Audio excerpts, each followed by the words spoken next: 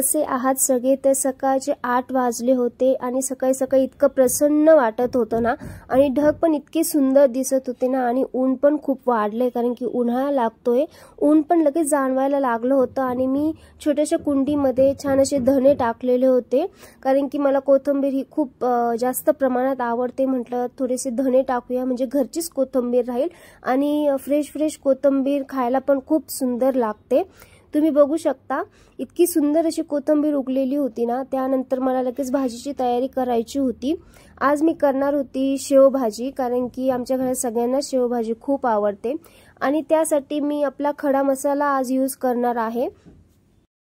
खड्या मसाल्यांसोबतच मी पेस्ट पण तयार करणार आहे. त्यासाठी मी 2 चिरलेले कांदे आणि 1 चिरलेला टोमॅटो, आलं, लसूण यांची पेस्ट करून छान अशी पेस्ट करून घेणार आहे. त्यानंतर मी जे खडा मसाला घेतलेला आहे त्यात मी ॲड केलेला आहे दगडफूल, तेजपत्ता, लवंग, दालचिनी आणि थोडीसे मिरी.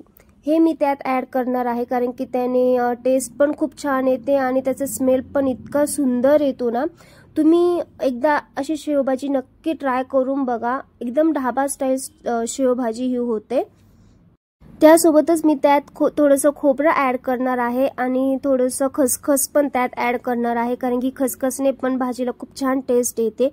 आणि हे सगळं मी एकत्र असं ग्राइंड करून घेणार आहे. मिक्सरने हे ग्राइंड करून घेतेय. जेव्हा आपण हे सगळं मिक्सरने ग्राइंड करतो तेव्हा ते छान अशा चांगल्या प्रकारे ग्राइंड झालं पाहिजे याची आपण काळजी घेतली पाहिजे कारण की त्यात मी खडा मसाला ॲड केला आहे आणि खडा मसाला छान असा बारीक झाला पाहिजे याची आपण काळजी घेतली पाहिजे. आणि ते ग्राइंड करून झाल्यानंतर मी लगेच ते फ्राय करायला घेतलं होतं. फ्राय करून झाल्यानंतर मी त्यात थोडंसं पाणी ॲड केलं आणि उकळी आल्यानंतर मी त्यात थोडीशी शेव पण ॲड केली. त्यानंतर उन्हाळा लागला होता आणि आमची मिरची पण वर्षभराची मिरची जी आहे ती पण संपत आली होती. त्यामुळे मम्मींनी छान अशा सुक्या मिरच्या आणल्या होत्या कारण की आम्हाला मिरची पावडर करून ठेवायची होती. असं पण उन्हाळा लागला होता सो आम्हाला मिरची करायचीच होती. मम्मींनी बाजारात जाऊन मिरची आणली होती.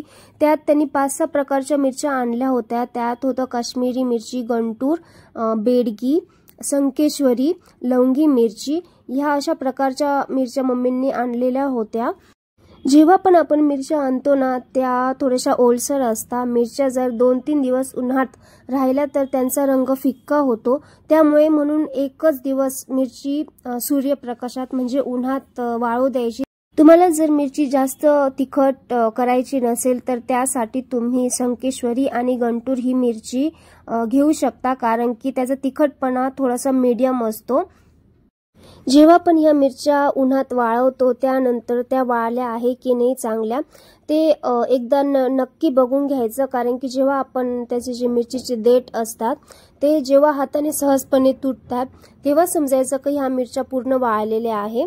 आणि त्या घरी पण आपण मिक्सरमध्ये ग्राइंड करून बारीक करून त्याची मिरची पावडर तयार करू शकतो.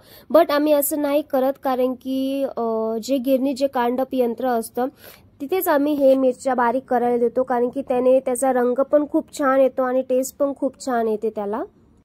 आपण जेव्हा ही मिरची बारीक करतो त्यात थोडेसे धणे आणि थोडीशी हळद असते ती ॲड करायची कारण की त्याने त्याचा स्मेल पण खूप सुंदर येतो. आणि आम्हाला हे मिरची थोडीशी वाळवून घ्यायची होती त्यामुळे आम्ही टेरेसवरती आलो होतो.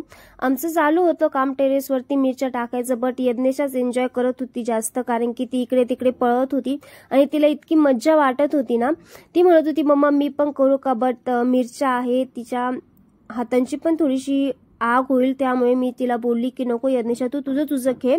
आम्ही छान असं मिरच्या वाळत घालतो.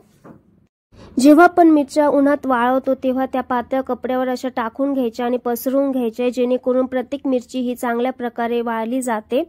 आणि तुम्ही बघू शकता प्रत्येक मिरची ही वाळण्यासाठी आम्ही छान असं पसरवून पण घेतोय.